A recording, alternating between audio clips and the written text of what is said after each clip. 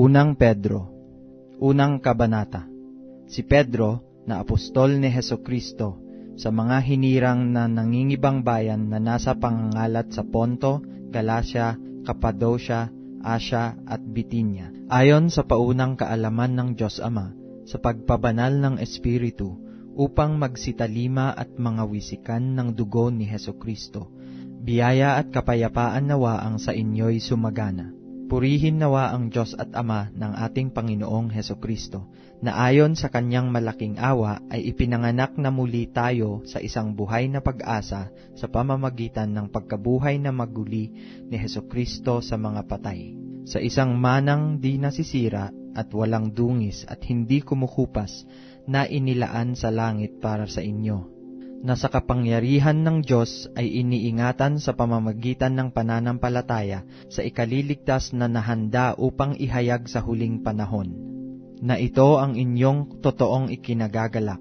Bagamat ngayon sa sangdaling panahon, kung kailangan, ay pinalumbay kayo sa mulit-muling pagsubok, upang ang pagsubok sa inyong pananampalataya na lalong mahalaga kaysa ginto na nasisira bagamat ito'y sinusubok sa pamamagitan ng apoy, ay masumpungan sa ikapupuri at ikaluluwalhati at ikararangal sa pagpapakahayag ni Hesukristo, na hindi ninyo nakita ay inyong iniibig, na bagamat ngayon ay hindi ninyo siya nakikita, gayon may inyong sinasampalatayanan, na kayo'y nangagagalak na totoo na may galak na di masayod at puspos na kaluwalhatian, na inyong tinatanggap ang layunin ng inyong pananampalataya, ang pagkaligtas ng inyong mga kaluluwa. Tungkol sa pagkaligtas na ito ay nagsikap at nagsiyasat na maigi ang mga propeta na nangagsihula tungkol sa biyayang dadating sa inyo, na sinisiyasat ang kahulugan kung ano at kailang panahon itinuro ng Espiritu ni Kristo na sumasa kanila, ng patotohanan ng una ang mga pagbabata ni Kristo at ang mga kaluwalhatiang hahalili sa mga ito, na ipinahayag sa kanila na hindi sa ganang kanilang sarili, kundi sa ganang inyo, pinangasiwaan nila ang mga bagay na ito, na ngayoy ibinalita sa inyo sa pamamagitan ng mga nagsipangaral sa inyo ng Ebanghelyo, sa pamamagitan ng Espiritu Santo na sinugo mula sa langit, na ang mga bagay na ito'y ninanasang mamasdan ng mga anghel. Kaya't inyong bigkisan ang mga baywang ng inyong pag-iisip, na maging mapagpigil kayo at inyong ilagak na lubos ang inyong pag-asa sa biyayang dadalhin sa inyo sa pagkahayag ni Hesukristo.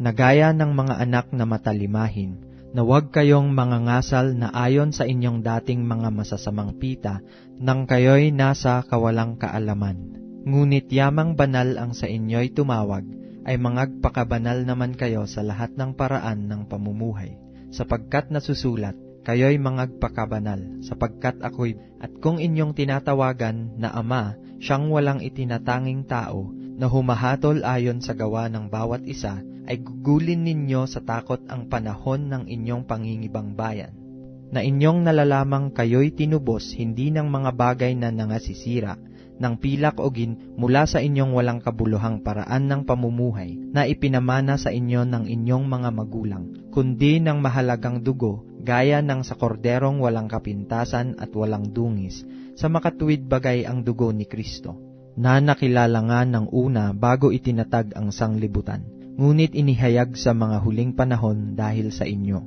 na sa pamamagitan niya ay nananampalataya kayo sa Diyos, na sa Kanya'y bumuhay na maguli sa mga patay, at sa Kanya'y nagbigay ng kaluwalhatian, upang ang inyong pananampalataya at pag-asa ay mapasa Diyos. Yamang nilinis ninyo ang mga kaluluwa sa inyong pagtalima sa katotohanan, sa pag-ibig na hindi pa kunwari sa mga kapatid, ay mangag-ibigan kayo ng buong ningas ng inyong puso sa isa't isa.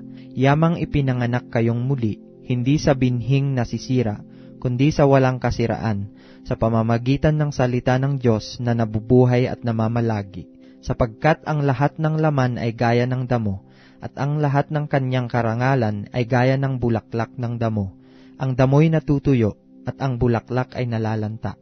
Datapwat ang salita ng Panginoon ay namamalagi magpakailanman, at ito ang salita ng mabubuting balita na ipinangaral sa inyo. Ikalawang Kabanata. Kaya't sa paghihiwalay ng lahat na kasamaan, at lahat ng pagdaraya, at pagpapaimbabaw, at mga pananaghili, at ng lahat ng panglalait, gaya ng mga sanggol na bagong panganak, ay nasain ninyo ang gatas na walang daya, na ukol sa Espiritu, upang sa pamamagitan nito'y magsilago kayo sa ikaliligtas. Kung inyong napagkilala na ang Panginoon ay mapagbiyaya, na kayo'y magsilapit sa Kanya, na isang batong buhay, na sa katotohanay itinakwil ng mga tao, datapwat sa Diyos ay hirang, mahalaga. Kayo rin naman, na gaya ng mga batong buhay, ay natatayong bahay na ukol sa Espiritu, upang maging pagkasaserdoteng banal, upang maghandog ng mga hain na ukol sa Espiritu, na nangakalulugod sa Diyos sa pamamagitan ni Hesukristo. Sapagkat ito ang nilalaman ng kasulatan. Narito, aking inilalagay sa Siyon ang isang batong panulok na pangulo, hirang mahalaga, at ang sumasampalataya sa Kanya ay hindi mapapahiya.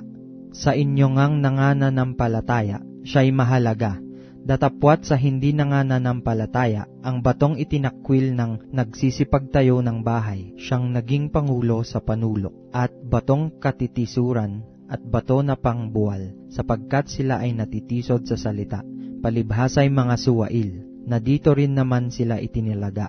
Datapwat kayo'y isang lahing hirang, isang makaharing pagkasaserdote, bansang banal, bayang pag-aaring sarili ng Diyos, upang inyong ipahayag ang mga karangalan niyaong tumawag sa inyo mula sa kadiliman, hanggang sa Kanyang kagilagilalas na kaliwanagan, na nang nakaraang panahon ay hindi bayan, datapwat ngayoy bayan ng Diyos, na hindi nagsipagkamit ng awa, datapwat ngayoy nagsipagkamit ng awa. Mga minamahal, ipinamamanhik ko sa inyong tulad sa mga nangingibang bayan at nagsisipaglakbay, na kayo'y magsipagpigil sa mga masamang pita ng laman, na nakikipaglaban sa kaluluwa, na kayo'y magkaroon ng timtimang ugali sa gitna ng mga hentil, upang sa mga bagay na ipinagsasalita nila laban sa inyong tulad na nagsisigawa ng masama, dahil sa inyong mabubuting gawa na kanilang nakikita, ay purihin nila ang Diyos sa araw ng pagdalaw. Kayo'y pasakop sa bawat palatuntunan ng tao alang-alang sa Panginoon, maging sa hari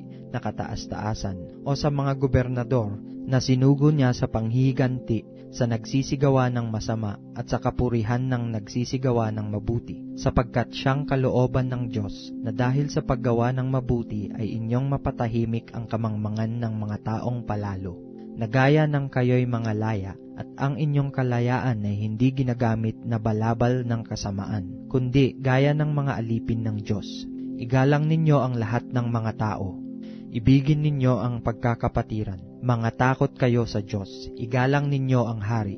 Mga alila, kayo'y magsisuko na may buong takot sa inyong mga Panginoon, hindi lamang sa mabubuti at mahihinahon, kundi naman sa mababagsik, sapagkat ito'y kalugod-lugod, kung dahil sa budhing ukol sa Diyos ay magtiis ang sinuman ng mga kalumbayan, na magbata ng di matuwid. Sapagkat anong kapurihan nga, kung kayo'y nangagkakasala, at kayo'y tinatampal ay inyong tanggapin na may pagtitiis? Ngunit kung kayo'y gumagawa ng mabuti, at kayo'y nagbabata, ay inyong tanggapin na may pagtitiis, ito'y kalugod-lugod sa Diyos, sapagkat sa ganitong bagay kayo'y tinawag, sapagkat si Kristo man ay nagbata dahil sa inyo, na kayo'y iniwanan ng halimbawa, upang kayo'y magsisunod sa mga hakbang niya, na siya'y hindi nagkasala o kinasumpungan man ng daya ang kanyang bibig, na nang siya'y alipustahin, ay hindi gumanti ng pag-aalipusta, nang siya'y magbata, ay hindi nagbala, kundi ipinagkatiwala ang kanyang sarili doon sa humahatol ng matuwid, na siya rin ang nagdala ng ating mga kasalanan sa kanyang katawan sa ibabaw ng kahoy, upang pagkamatay natin sa mga kasalanan ay mga buhay tayo sa katuwiran, na dahil sa kanyang mga sugat ay nangagsigaling kayo. Sapagkat kayo'y gaya ng mga tupang nangaliligaw, datapwat ngayon ay nangabalik kayo sa pastor at obispo ng inyong mga kaluluwa. Ikatlong kabanata. Gayon din naman, kayong mga asawang babae, pasakop kayo sa inyong sari-sariling asawa, upang kung ang ilan ay hindi tumalima sa salita, ay mga hikayat ng walang salita sa pamamagitan ng ugali ng kanyi-kanyang asawang babae, sa pagkamasid nila ng inyong ugaling mahinhin na may takot, na huwag sa labas ang kanilang paggayak na gaya ng pagpapahiyas ng buhok at pagsusuot ng mga hiyas na ginto o pagbibihis ng maringal na damit, kundi ang pagkataong natatago sa puso na may damit na walang kasiraan ng espiritong maamo at payapa, na may malaking halaga sa paningin ng Diyos. Sapagkat ng unang panahon ay ganito naman nagsigayak ang mga babaeng banal na nagsiasa sa Diyos, na pasakop sa kani-kanyang asawa, na gaya ni Sara na tumalima kay Abraham, na kanyang tinawag na Panginoon, na kayo ang mga anak niya ngayon, kung nagsisigawa kayo ng mabuti at di kayo nangatatakot sa anumang kasindakan. Gayon din naman kayong mga lalaki, magsipamahay kayong kasama ng inyo-inyong asawa ayon sa pagkakakilala. Napakandunganan ang babae, na gaya ng marupok na sisidlan, yamang kayo na may kasamang tagapagmana ng biyaya ng kabuhayan, upang ang inyong mga panalangin ay huwag mapigilan. Katapos-tapusan, kayong lahat ay mga kaisang akala, madamayin, mga ibigang tulad sa magkakapatid, mga mahabagin, mga mapagkumbabang pag-iisip, na huwag ninyong gantihan ng masama ang masama o ng alipusta ang pag-alipusta, kundi ng pagpapala, sapagkat dahil dito kayo'y tinawag, upang kayo'y mangagmana ng pagpapala.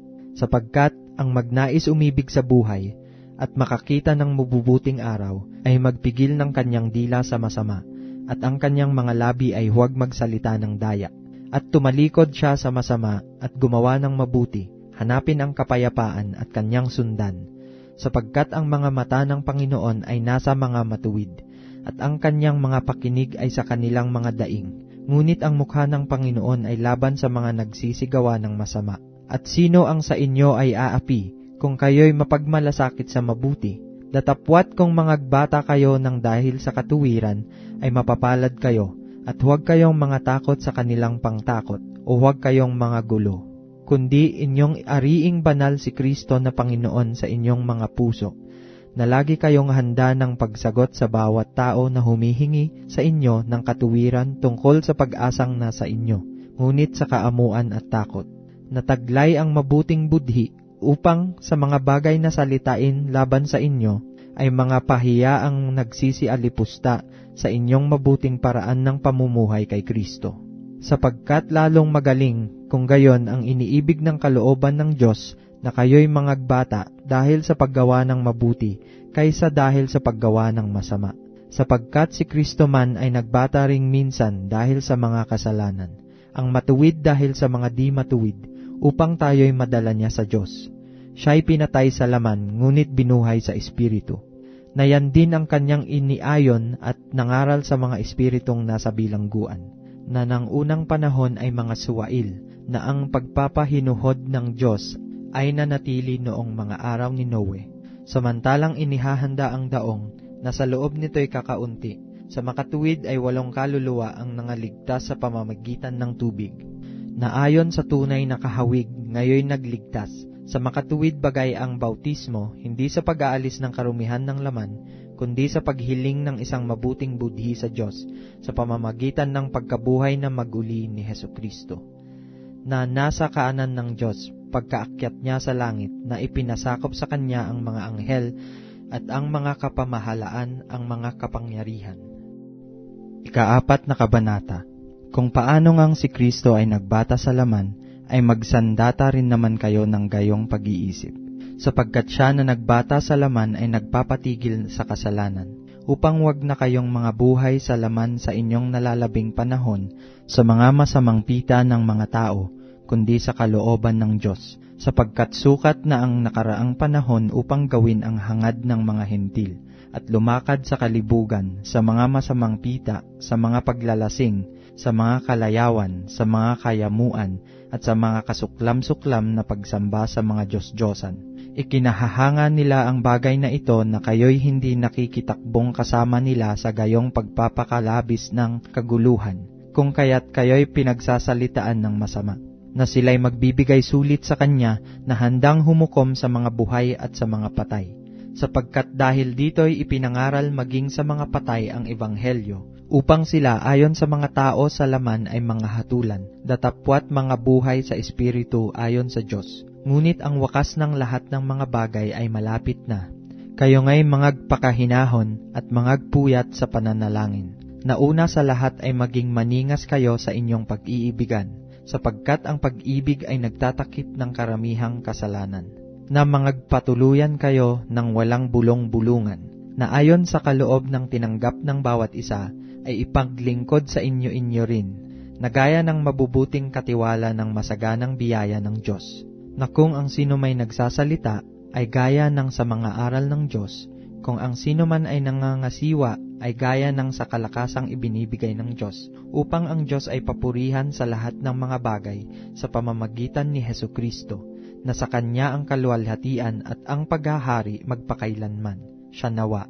Mga minamahal, huwag kayong mangagtaka tungkol sa mahigpit na pagsubok sa inyo, na dumarating sa inyo upang kayo'y subukin, na waring ang nangyayari sa inyo'y di karaniwang bagay, kundi kayo'y mga galak, sapagkat kayo'y mga karamay sa mga hirap ni Kristo, upang sa pagkahayag ng Kanyang kaluwalhatian naman ay mga galak kayo ng malabis na galak. Kung kayo'y mapintasan dahil sa pangalan ni Kristo, ay mapapalad kayo, sapagkat ang Espiritu ng kaluwalhatian at ang Espiritu ng Diyos ay nagpapahingalay sa inyo. Ngunit huwag magbata ang sinuman sa inyo na gaya ng mamamatay tao, o magnanakaw, o manggagawa ng masama, o gaya ng mapakialam sa mga bagay ng iba.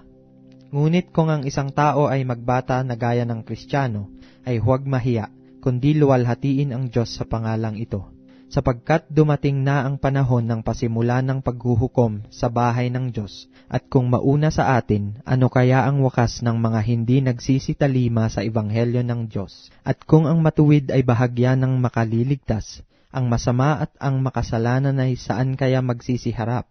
Kaya't ipagkatiwala naman ng nangagbabata ayon sa kalooban ng Diyos ang kanilang mga kaluluwa sa paggawa ng mabuti sa tapat na lumalang.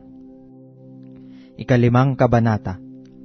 Sa matatanda nga sa inyo'y umaaral ako, akong matandang kasamahan ninyo, at isang saksi ng mga hirap ni Kristo na may bahagi naman sa kaluwalhatiang ihahayag. Pangalagaan ninyo ang kawan ng Diyos na nasa inyo, na magsigamit kayo ng pagpupuno, na hindi sa pilitan, kundi may kasayahan, na ayon sa kalooban ng Diyos, ni hindi dahil sa mahalay na kapakinabangan, kundi sa handang pag-iisip. Ni hindi din naman ang gaya ng kayo'y may pagkapanginoon sa pinangangasiwa ang ipinagtagubilin sa inyo, kundi kayo'y maging mga uliran ng kawan. At pagkahayag ng Pangulong Pastor, ay magsisitanggap kayo ng di nasisirang putong ng kaluwalhatian. Gayon din naman kayong mga kabataan ay magsisuko sa matatanda. Oo, kayong lahat ay mga bigkis ng kapakumbabaan, na kayo'y maglingkuran, sapagkat ang Diyos ay sumasalangsang sa mga palalo, datapwat nagbibigay ng biyaya sa mga mapagpakumbaba. Kaya't kayo'y mangagpakababa sa ilalim ng makapangyarihang kamay ng Diyos, upang kayo'y Kanyang itaas sa kapanahunan, na inyong ilagak sa Kanya ang lahat ng inyong kabalisahan, sapagkat kayo'y ipinagmamalasakit niya. Kayo'y maging mapagpigil, kayo'y maging mapagpuyat.